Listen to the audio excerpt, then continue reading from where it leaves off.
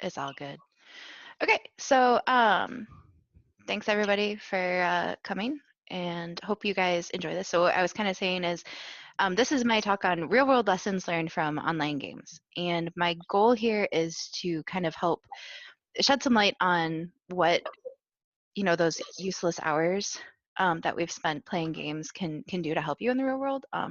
For younger people who may not have a lot of real work experience, and then also for people who are doing hiring, who might need to give some of these people a chance, basically. So, better title recommendations are welcome. This seems really long, so if anybody at the end of this is like, "Oh yeah, this would be a better title," please do let me know. So who am I? Most of you guys know me. I'm Kaylan. I am currently a customer success manager at Pantheon as of a week and 1 day ago. I also was a guild master and officer in multiple guilds on the game of World of Warcraft, and also helped run a couple different guilds, clans, whatever you want to call them, in various other MMO multiplayer, massively multiplayer online games in my time. So eventually, when I have all the pictures and stuff added, the two characters that will appear in this are my two characters from Warcraft, Linga and Mayada, Hunter and a Druid, as pictured here, thanks to a bug one time that let me log them in next to each other, and the obligatory Pinky. He is my hunter's pet. He is a hot pink flamingo. You either love him or hate him, but he's everywhere. So, this slide, what is an MMO? In the infamous words of one of my former guild members, he said, "We're not here fighting bosses that are throwing cupcakes." So I drew a juice box throwing cupcakes at a raid, and that's what you're seeing on the screen here.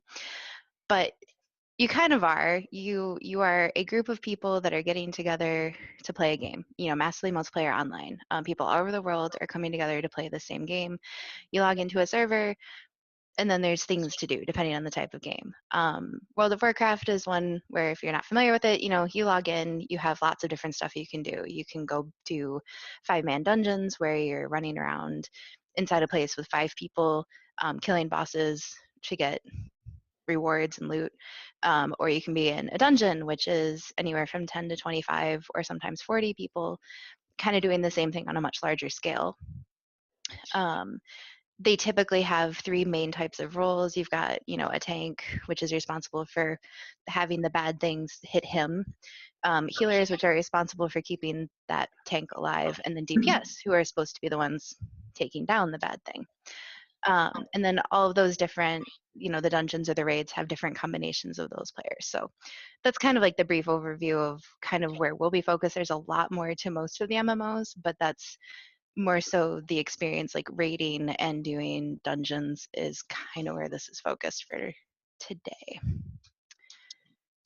So MMOs actually can teach people a lot of workplace skills, which seems counterintuitive, except realistically speaking, when you're in a guild, so a group of people who have come together to achieve this goal, that's all of your coworkers.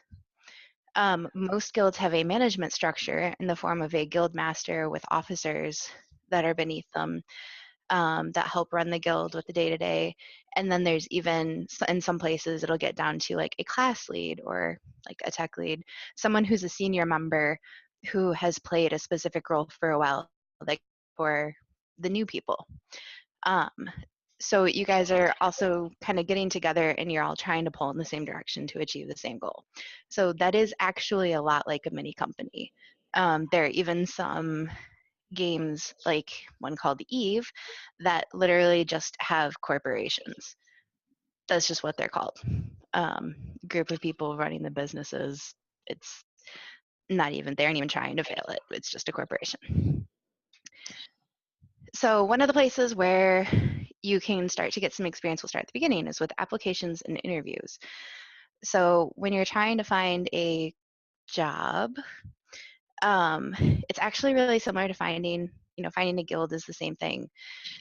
You are going to job boards or guild recruitment boards for the game that you're in. That can be forums, that can be specialized websites. back in the day, there could be mailing lists, but you go and you're looking for open positions. You're trying to figure out, like, okay, so I play DPS. Are they looking for a DPS?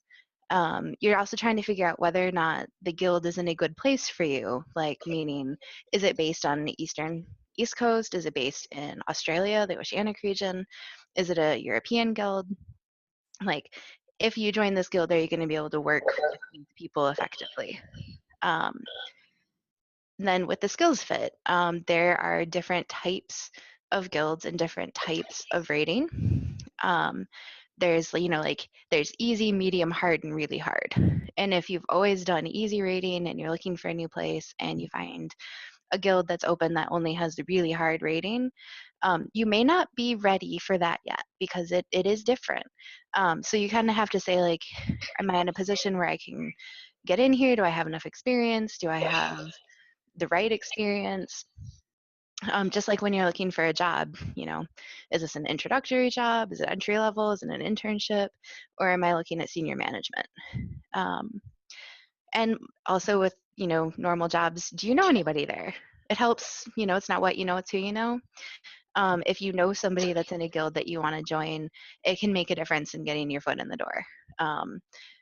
Not all of them are, like, competitive, but there are definitely some that are, it is a very, I don't want to say prestigious, but prestigious group to be in, and so they don't just take everyone.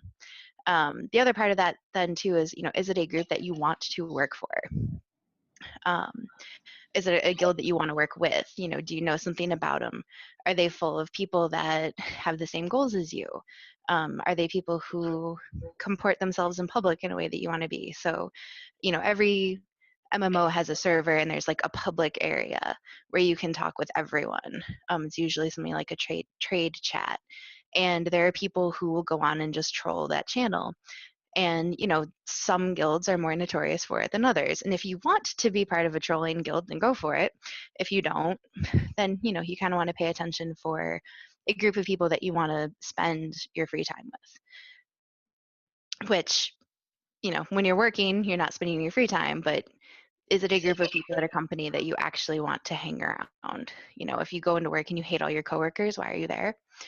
Similar with your free time, if you enjoy the game but you hate the people you're playing it with, why are you playing it with them?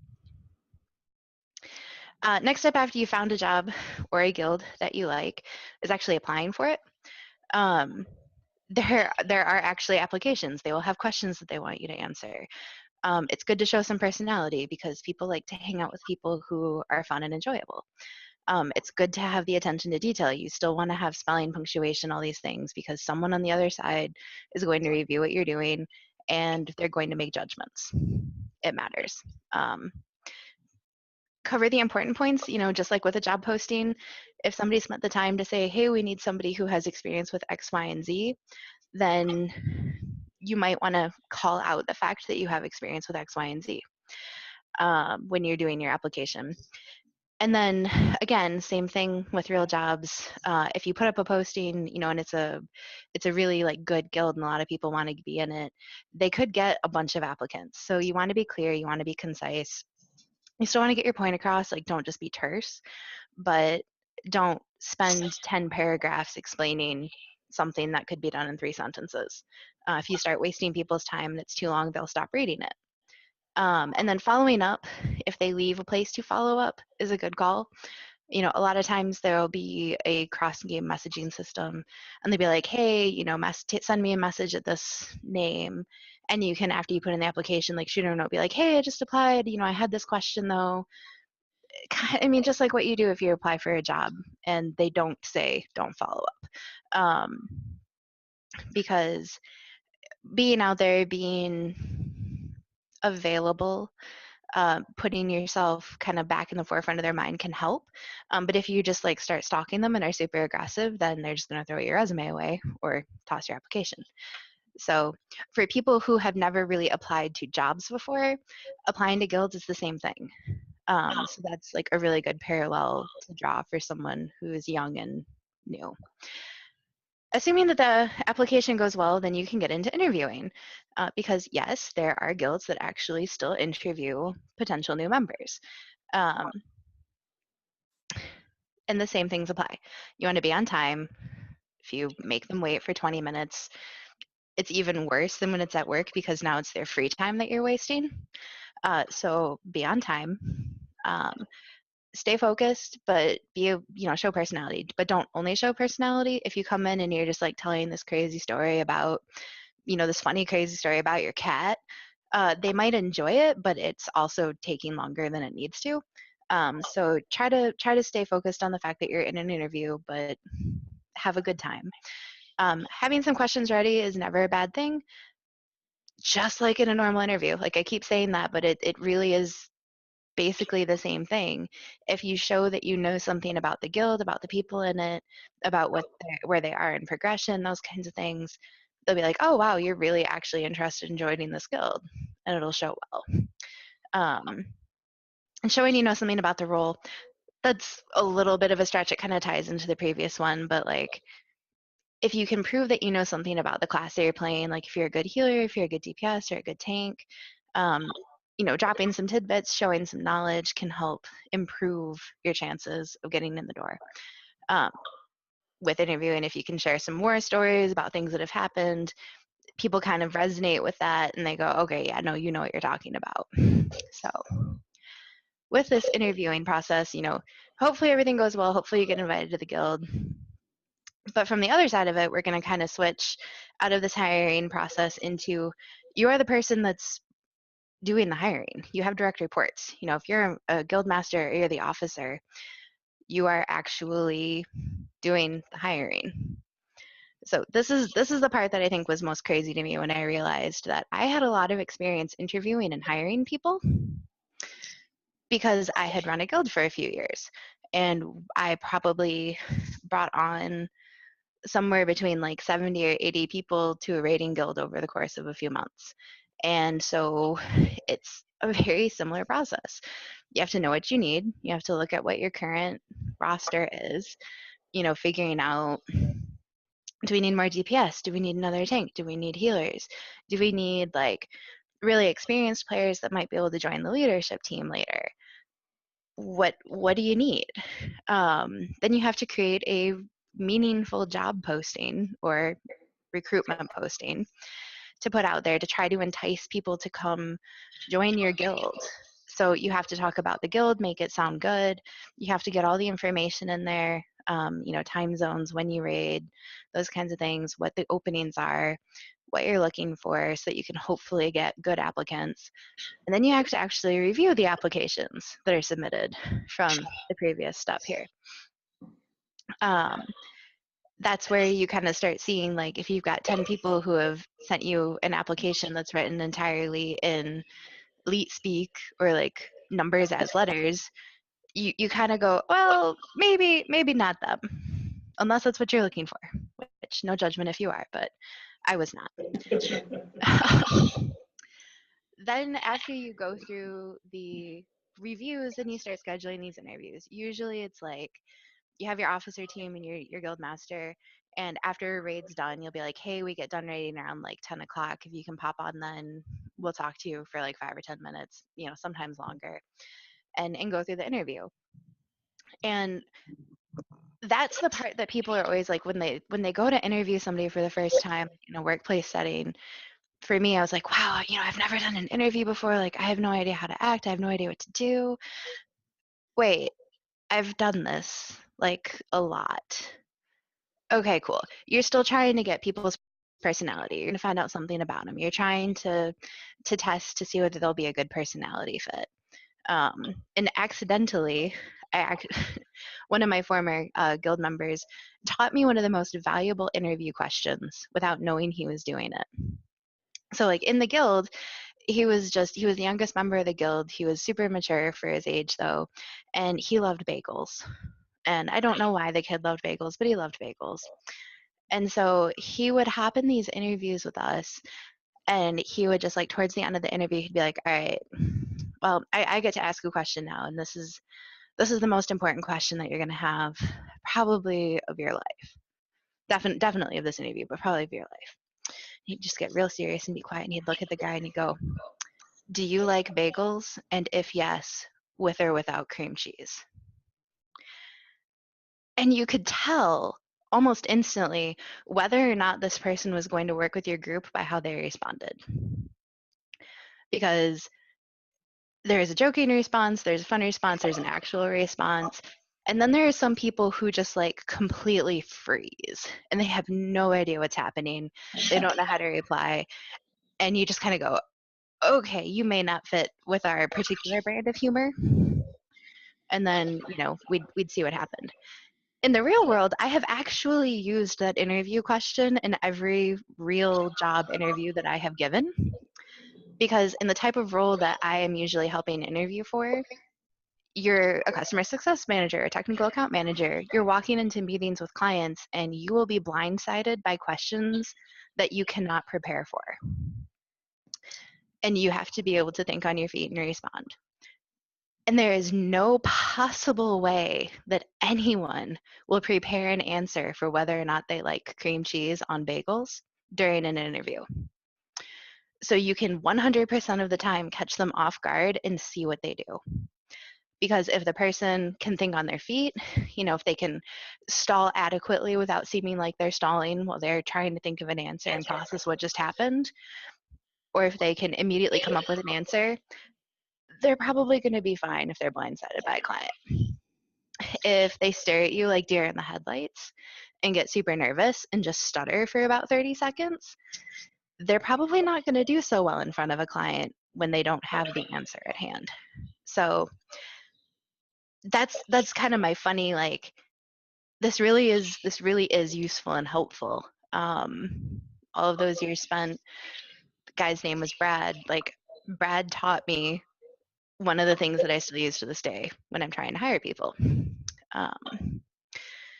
Anyway, after that, side story aside, when you get into the actual process of like deciding who to hire, so to speak, who to invite to the guild, you may have one position for a tank and have had 3 people apply. You do have to have the discussions and you get to decide the job offer, basically. Do you want to bring this person in? And sometimes if it's like a really good player, you're trying to entice them to come to your guild instead of going to somebody else's, because they might have 3 or 4 different places that would like them to join. So like, what can you offer them? It's a game. It's a fun game. So it's not like you can offer them a better compensation package, but trying to be the most enjoyable guild, the best fit, those kinds of things, it comes into play. So that is our hiring segment with the direct reports.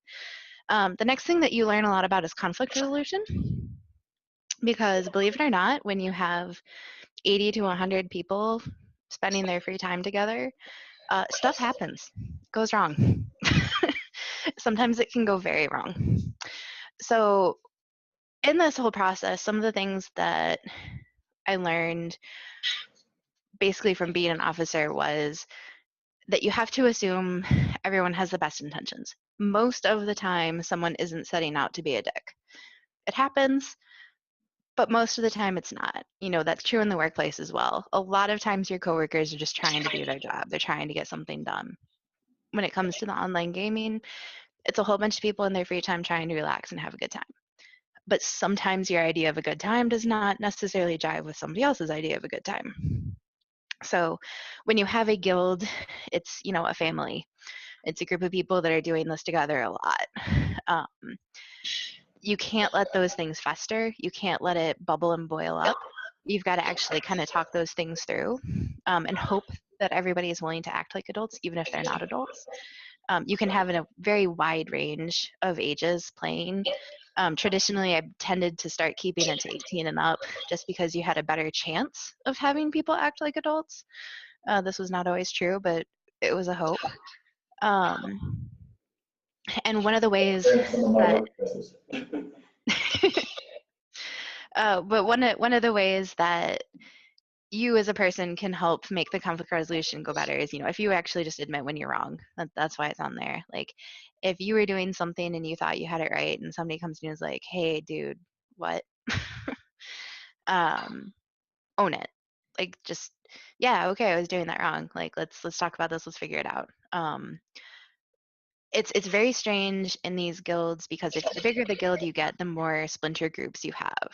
So every workplace has cliques, every guild has cliques. There's people that came in together that were friends before, people that started hanging out that really enjoy being around each other.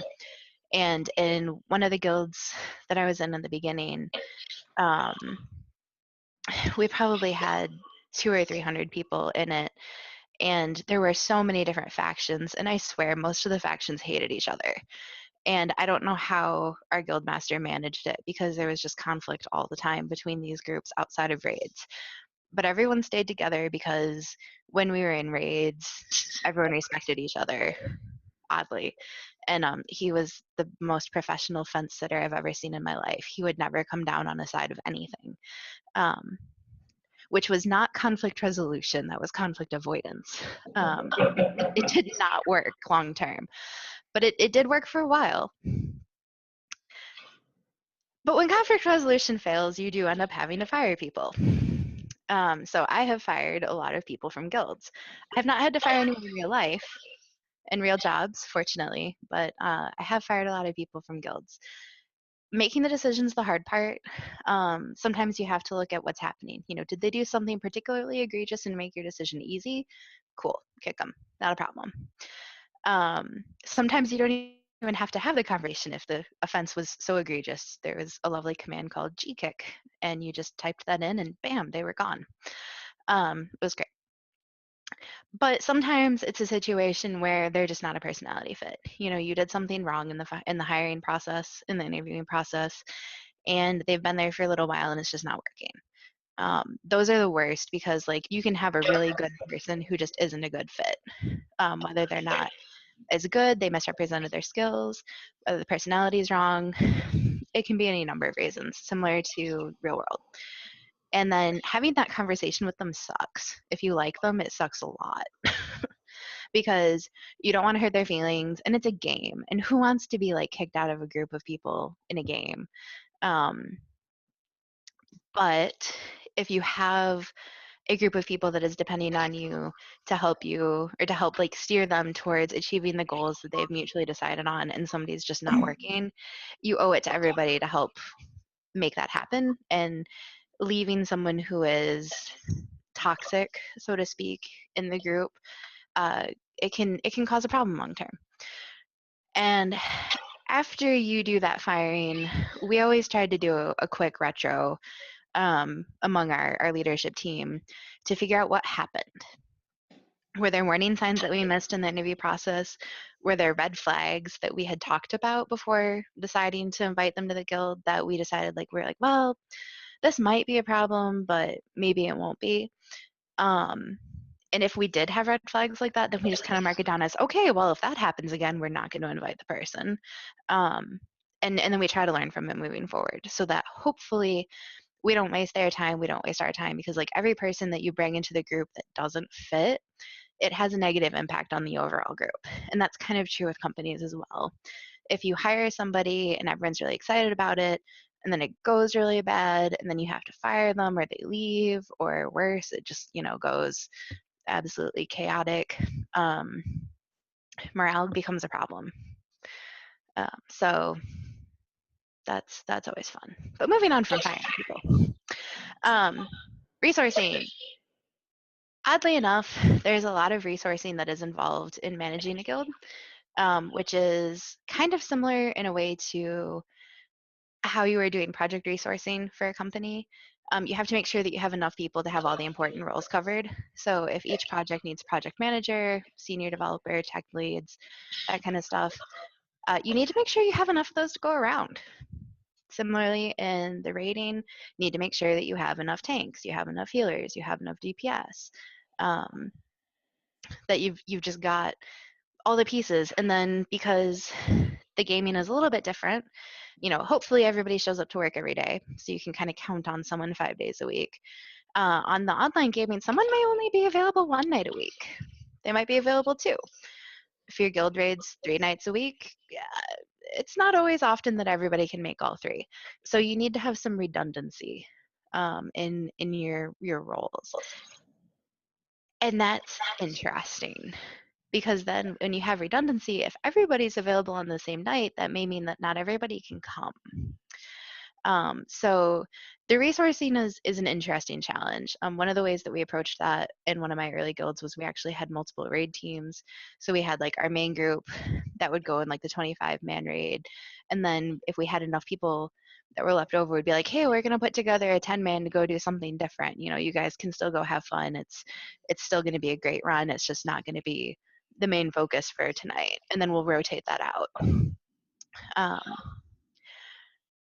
But anywho, the other part of that is having the proper support structure in place. So that's kind of with like the officer team, or in a company, it's having like your C levels, having your department managers, having product managers or product owners. Within the raid group, you needed to have your GM, your officer team. Sometimes you need to have specialized leads as well, like a healing lead, somebody who was familiar with everyone in the guild that could heal and could help with assigning people to do different roles during the raid, or it could talk to someone who might not be doing as well as they should be and help them improve. So you kind of ended up building this structure of people, just like, you know, this hierarchy of leadership like you have in a company, to help keep the guild together and running smoothly. And within that, you wanted to have a mix of experience, just like in a company where you can have interns and juniors and seniors. When you have interns and you have juniors, you're basically making an investment in those people and, you know, giving them experience and hopefully helping them grow so that they can become your future seniors. And so when you're doing raid guilds, because people come and go, you know, I haven't played on Warcraft for a little while. I've come and gone a few times, but a lot of people do that. They'll raid for like a year and then they'll stop, or they'll raid for 2 years and then they'll stop, or they'll raid for 3 months and they'll quit. And so it's good to have different people all the time, so that if one of your most experienced folks leaves, you've got other people ready to step up. So we liked to have veterans who knew what they were doing, and then we liked to try to take a chance on new people, because you never knew what you were going to find. Like, there's a guy who is still one of my really good friends online, who I didn't know him. We were out doing quests, you know, just playing around. We weren't doing raiding, we weren't doing anything like that. And I just saw his character off in the distance, and he was doing this thing to like finish this quest and complete this quest that was really like inventive. It was really resourceful. It was really cool. And I was like, well, that's new. I've never seen that before. Like, how did he figure that out? And so I sent him a private message and was like, hey, that was really neat. Do you want to group up for a little while? And he's like, yeah, sure. Let's finish out the rest of these quests. So we did that, and we started talking, and he continued to like do these really interesting, unique things that were just kind of showed that he was thinking and he was kind of talented. And he didn't have a guild, and he was like, hey, wait, he's like, you're part of this guild. The guild name was Axiom. He's like, you're part of Axiom. Like, are they recruiting right now? And I was like, well, actually, yeah, we are. And he's like, cool, could you set me up with like an officer? So like who should I message? And I was like, well, I mean, I'm the GM, so if you want to talk to me, you could talk to me. And he kind of freaked out a little bit because our guild was #1 on the server at the time. And I was like, no, it's okay, cool, it's cool, like let's just chat. And ended up bringing him in as a kind of on a lark, because he'd never raided before. We were one of the top raiding guilds, but I'd seen that he could think, I'd seen that he could play and he could be unique. And we took the chance, and actually when I quit the game, he ended up being the person that I handed the guild to. So he became the new GM 2 years later, because he was really smart and it was really cool. So like if I hadn't been willing to take a chance on a new guy, I wouldn't have met a really good friend and found the person who would take over my guild. And I kind of already talked about the knowing availability with having the important roles covered, but yeah, I guess that's a very awkward segue. So done with the people management and moving kind of into how you can get experience as like a project lead. So building your team, we've kind of already talked about a lot of this stuff. Knowing what you need to know who's responsible for what. Like, are there going to be people who are going to manage like having different resources available? So when you run a raid, sometimes you need to have things that will buff you, flasks or potions. So like if you're running low on health, you can take a health potion and, you know, help the healers out, that kind of thing. is everybody individually responsible for that? So like, are you responsible for having your own dev environment, or is there a DevOps team who's going to build out a Docker container? Or the corollary in the online gaming is, are there people who are going to stock a bank so that the raiders can just go grab stuff out of the bank versus having to go get it themselves?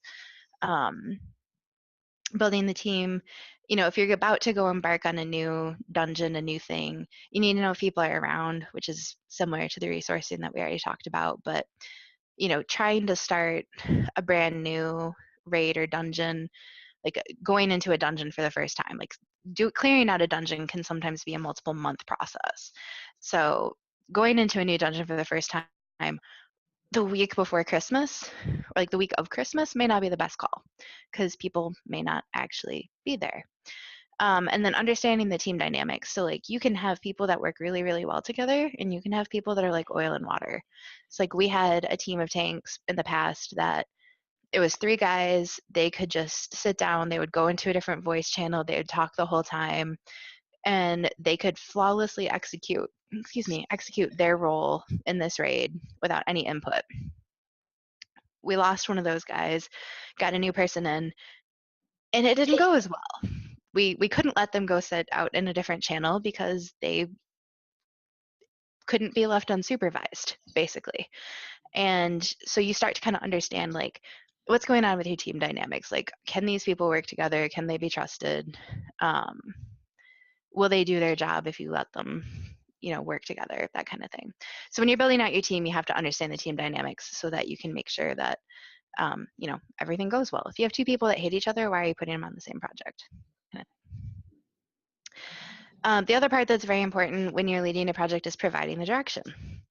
So that involves having a game plan, knowing what your goal is, and having the clear, concise communication. When you're leading a raid, you are one person kind of giving direction to 24 other people who are scattered all around the world.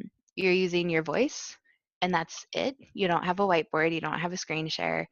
I guess you kind of have a screen share because you're all theoretically looking at different angles of the same thing in the game, but you don't really actually have control. You don't really have a good way to communicate other than just talking. So you have to be able to communicate quickly, clearly, in real time, because if there's a boss fight happening, it's chaotic. You've got 24 people. There's lots of spell effects and lots of things happening, lots of damage going around to people, so health bars are dropping and you're kind of afraid that someone might die.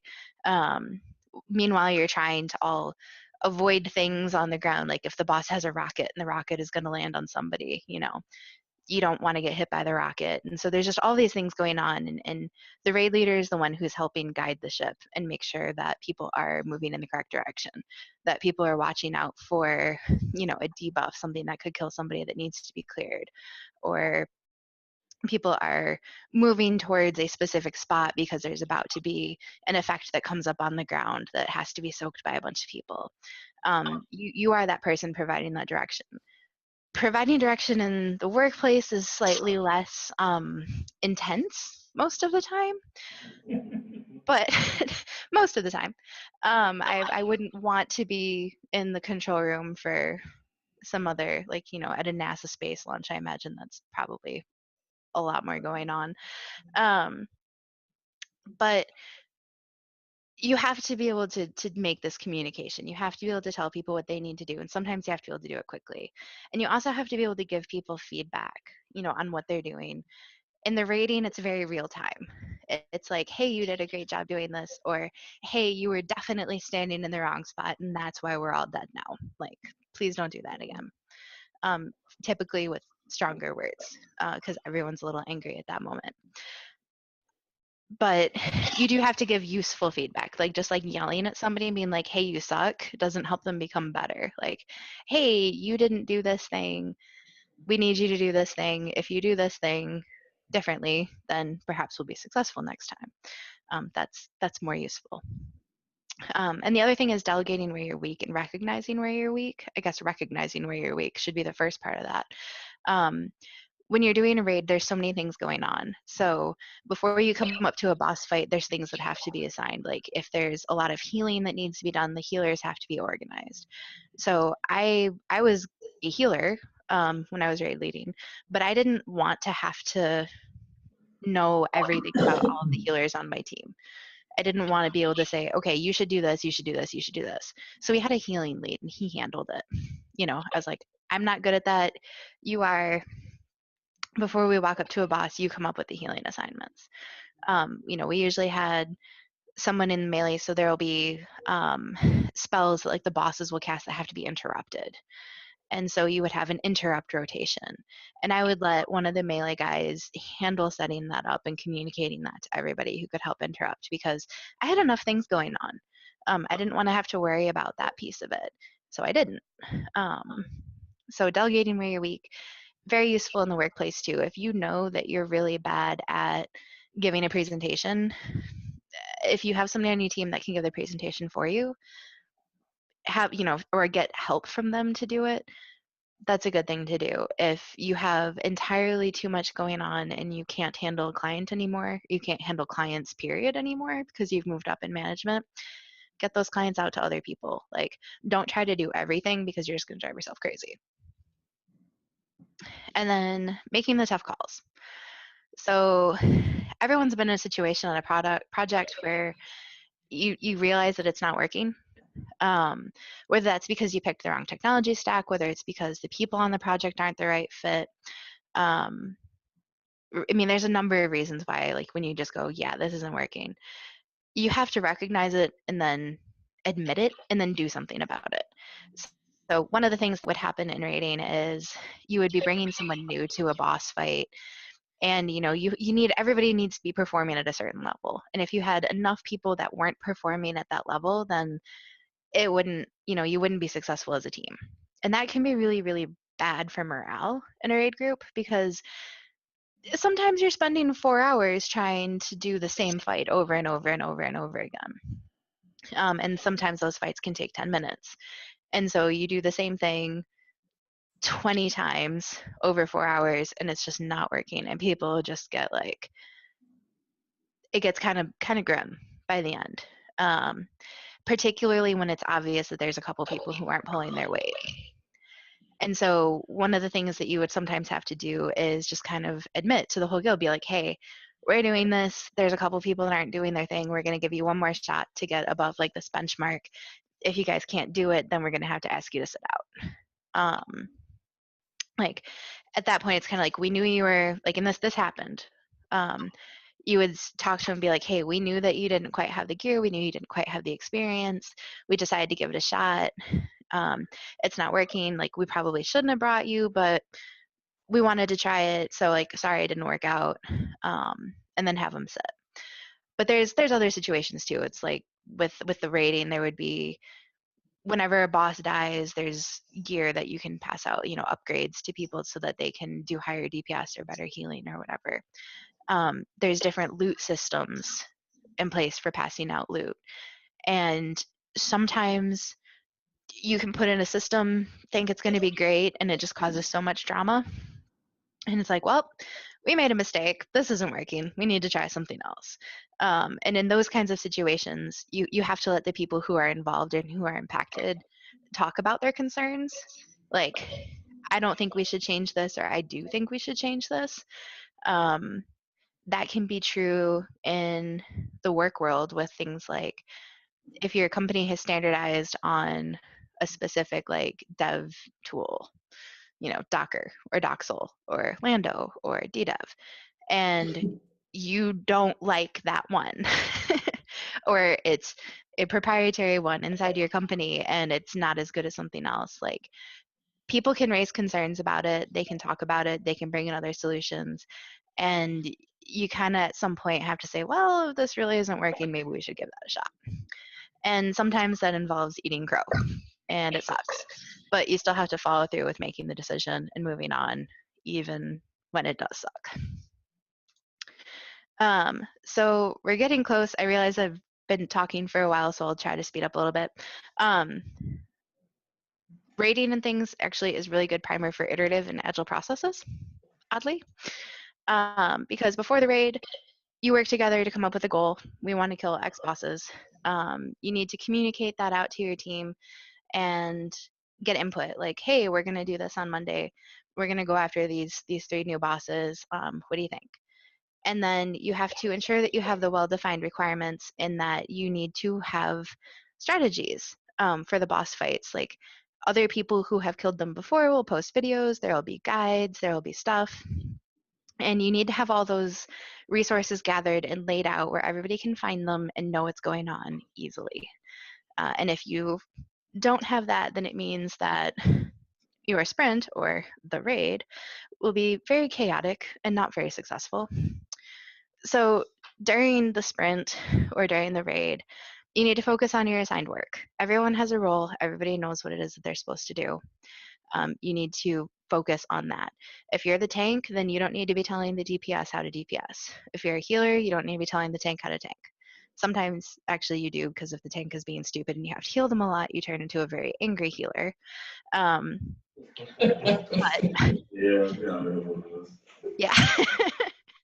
But you still should try to focus on your assigned work. But that said, you do need to still kind of stay aware of the situation. You don't want to get tunnel vision where you're only looking at this one thing. In the rating context, that can be situational awareness of like, I'm standing in this spot, I'm doing this thing, and all of a sudden there's something bad underneath my feet. But like, I'm looking at the healing bars, I'm not actually looking at my character, so I don't realize that something bad is about to eat me. In the work world, I've been focused on this ticket, I've been head down, I've spent 20 hours on this, and I didn't realize that something caught fire over here that I could have helped with. So stay aware, because like part of it too is like if you're in the healing, there's 2 different types of healing. There's like the tank healing, so you're healing the guy who's taking all the damage, or there's raid healing, because the raid will take incidental damage. If one of the tank healers dies and you're a raid healer, you might need to help heal the tank because one of the tank healers is dead. So you need to pay attention so that you can help make everything successful. And then if you see something going wrong, don't be afraid to say something. And this is actually a really fine line, because sometimes things are going on and you don't understand why they're happening that way.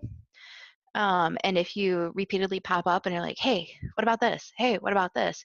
You can also get really annoying to the people who are trying to, lead and put everyone in a direction. But by the same token, if you see something that's really wrong and you don't speak up and nobody else noticed it, then it can be a disaster. So that's one of the things, like I was really glad that I had a lot of experience in the gaming before I got into the work world, because you kind of start to get a feel for how to read the situation, how to read the room. If there's somebody who's really competent, who always takes care of something, and they're just suddenly not doing it, chances are something's wrong. But if it's something that you know nothing about and you don't think it's happening, but you don't know who should be doing it, or you don't understand what the system is, and you're just like, hey, what about this? And people are like, no, just don't worry about it. We got this. Like that isn't important until like in 5 minutes from now. You just kind of, there's a feel to it, but you should speak up if you see something and you're not sure. The other thing is asking questions when you don't understand. Everybody loves it when you get halfway through a project and you find out that the other person's been winging it the whole time. That happened a lot in in raiding. People would come in and you'd be halfway through the boss fight and they'd be dead, and you'd be like, hey dude, you were supposed to interrupt that, and they're like, oh really, I didn't realize you even had something to interrupt. And you just kind of sigh and you're like, okay, so you just wasted 15 minutes of 24 people's time because you're an idiot. Cool, thanks. Ask questions. People will be happy to answer usually, and if they're not happy to answer, well, that's too bad. They should anyway. And then the last thing is, don't change everything up mid-sprint. Halfway through a sprint is not the time to say that you think that the way that we're doing level of effort estimates is wrong. You should bring it up at some point, but in the middle of the sprint is not the right time, because that's already done for the sprint, and you're just going to piss everyone off. Likewise, in rating, you're in there for 4 hours. you guys are working on a fight. It's hard. We understand it's hard. There was a plan. Sometimes the plan is going well, sometimes it's not. But one thing that will guarantee failure is if 15 different people start trying to talk at the same time halfway through a boss fight and say, but what if we do it that way? Because it just sows chaos. It confuses people. It pisses off the person trying to lead the group. There's a time and a place, and that's not it. There are ways, if you have a well-groomed group, I guess, a well-connected or group that's used to working together, like instead of speaking up in the voice chat and raiding, they might like message the person who's not raid leading, who's on the officer team, and say, hey, what about this? And like funnel it through the right channel.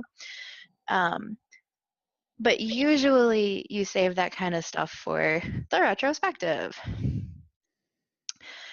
that's the time after a raid where the officer team will meet. They'll bring up concerns. If people have been funneling questions or problems to the officer team during the raid, your officers will pop up in a channel somewhere else after the raid and they'll talk for 10-15 minutes and talk about it. Like if somebody's really concerned because this other person's not pulling their weight, or they saw this person die to the same thing a lot, or they really think that the strategy that you guys thought was going to be excellent sucked.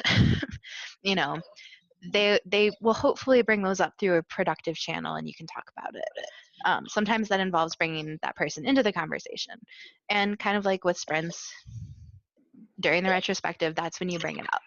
You talk about the fact that you think the way that we're estimating level of effort is dumb, and this is how you think we should do it. And if you're the person leading, you need to try not to take it personally. And even if you're not leading, like if you're just another member of the team, most of the time everyone's trying to just make the next sprint better. They're trying to make the next raid better. They're trying to make the next project better, or company or the group or whatever. Unless they specifically look at you and say, you're a jerk, I hate you. It's probably not meant to be personal. It's intended to be a growth point, a learning experience, a way to make things better. And this is our, I believe, last major topic. We'll go quickly. Working remote. You learn a lot about working remote when you work with a raid group, because you have an entirely distributed team. The most people that you will usually have in one location during a raid is 2, sometimes 3, but largely 2. So when you have a distributed team, there isn't a central hub where people are all sitting to look over and say, hey, are you going to be there tonight? So you have to communicate things through proper channels. Announcements have to go out in an organized fashion so that they hit everybody. You need to over communicate if your availability changes, or if you have set availability all the time, make sure that that's known. The other thing is you have to be aware of the fact that everyone is in different time zones. If you send a message to somebody at 6 o'clock your time, it might be 2 a.m. their time, and they may not reply to you for a while. Conversely, if you started a guild that raids at 7 p.m. Eastern Standard Time, somebody in California may not join your guild because that's during the workday or during the school day or right after school or whatever. It's 4 p.m. So if you had your time set up and then you need to change your times for some reason, it may not work for everyone anymore. So you do have to kind of just be aware that you have a global team, and making changes to meeting times or sending out emails at different times can cause conflict.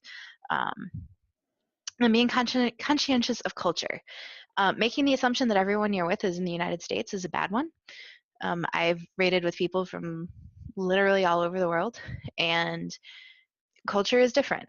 In general, online culture in gaming is generally the same. There's, a similar thread of jokes, similar thread of behavior, but there are still cultural differences that you should be aware of, and making sure that you're not, you could inadvertently be doing or saying things that are actually highly offensive. And so if somebody like pops up and is like, hey, by the way, around me, if you could not, that's okay. And then that said, if you are highly offended by something that someone has said, just be aware that what they did may not be bad in their culture. And so you can reach out to them and say, hey, by the way, that thing you did, I'd prefer you not do that around me. And try not to be a dick about it, because they're, again, assume best intentions. They're probably not trying to set it to offend you, unless they are, which happens. I mean, we all know that person. And the last thing is, in distributed teams, it is best not to talk politics or, in my opinion, generally other contentious things, because it's very easy, especially in a gaming situation, but even in the workplace, to say, I like this thing, you like this thing. I like you, you like me. Obviously, we think the same on everything. And that's just not true. It's not going to be true. So in the larger groups, so if you're in, an all company meeting or you're in the raid, it's probably better to avoid things like politics, because you might be running your mouth thinking that you're talking about something that everybody in the world is going to agree with, and they're not. It happens. So just try to be aware that keep it to the subject at hand. If you're at work, talking about work's good. If you're in a one-on-one and you know the person, you want to talk about whatever, talk about whatever. But like in the larger groups, just be aware that you can like somebody, you can like a lot of the same things, but they're probably not going to feel the same way about you on everything. Same way as you about everything. There we go. Other things that you end up learning are communication etiquette. Using a headset or your phone's in a mic. Everybody knows that lovely sound that Zoom makes of the when you get feedback that just echoes and then feedbacks and then echoes. Having a headset and having a microphone when you're speaking makes everybody love you a lot more. Muting when you're not talking, also very helpful. If you don't, there's tons of background noise sometimes. Somebody could come in the room, your cell phone can go off, like anything can happen. In video games, it's not that you mute when you're not speaking, it's that you actually push a button on your keyboard, typically to activate the ability to speak. So it's a little bit different, but it's still a conference room etiquette. Not talking over people. You learn very quickly in very quick fashion how well that doesn't work in gaming, because if the person who is the raid lead is supposed to be the one talking and giving direction, and then 15 people start trying to talk at the same time and you can't hear the person who's supposed to be speaking, everybody usually dies. The group wipes. You've all wasted an amount of time and you have to start back over and you don't make it as far. So it's just kind of this really quick feedback on that doesn't work, and you see that repeatedly. So when you get into work meetings, you understand that it's not productive, and you generally are better at listening and not shouting over people. I wish everybody was better at that, but we'll take our gamers who can be polite. Keeping the random chatter to a minimum, also a very positive thing. When you're gaming, you learn when the time is to chit chat and to have fun, and when the time is to focus. The random chatter thing also applies to reply all. Just going to throw that out there. Being spammed, all those things. There's a time and a place. There's a location for it that's appropriate. Again, you get a very quick feedback and object lesson when you're rating on what happens when people aren't focusing. So I am very aware of when the time and place is, and a lot of people that have been gamers are very aware of when the time and place is.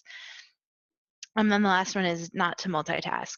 It's really, really tempting to read your email while you're in a presentation or a meeting, and someone will ask you a question and you'll be halfway through an email and not have any idea what happened for the last 5 minutes.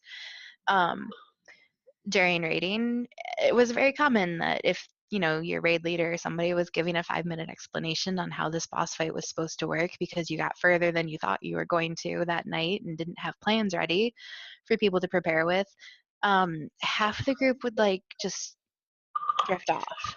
And so you'd be halfway through your boss fight and be in this position where nobody knew what was going on again. So multitasking during important things is generally not good. And again, you get swift feedback on that when you're rating. And the last thing is you kind of learn how to show up when there's nobody making you do it. When you're rating, it's your free time. you're choosing to do this thing. When you're working, you're not choosing to do it. You kind of have to, but you are sort of choosing. So you know that people are counting on you to be there. You know how to let the right people know if you're going to be out. You know that you need to be prepared for the day before it starts, because you have to be, I mean, if you're going for a raid, you need to be prepared before that starts. And then you know, too, if you're raiding, you're raiding. You're not doing 5 other things. You're not, you know, like I guess I do net at my desk sometimes during meetings, but you know, if you're working, you're there to work, you're there to do the thing that you're there to do. And when you're showing up for a raid, it is fun, but it is also a commitment that you've made that you're going to be there and you're going to do the thing and help everybody out. So that is the end. That is my marathon. So we have the lovely family of Pinkies here. So if anybody has any questions or comments or concerns, feel free to throw them out there. Thank you, Kaylan. I'm gonna So, stop sharing. are you telling me that starting a new project and that first sprint is the same as just throwing up bodies against a new boss and watching everybody die? Yes. Exactly. Exactly. That is exactly it. No, I failed to make a little point there. Like, part of why it's iterative is because when you're doing a raid, you are repeatedly going after the same thing quickly, and you see what works and what doesn't, and so you can make small changes again and again. So it's a very actually agile process. But yeah, there is a lot of throwing of bodies at things and dying and crying. That is how all web development goes, right?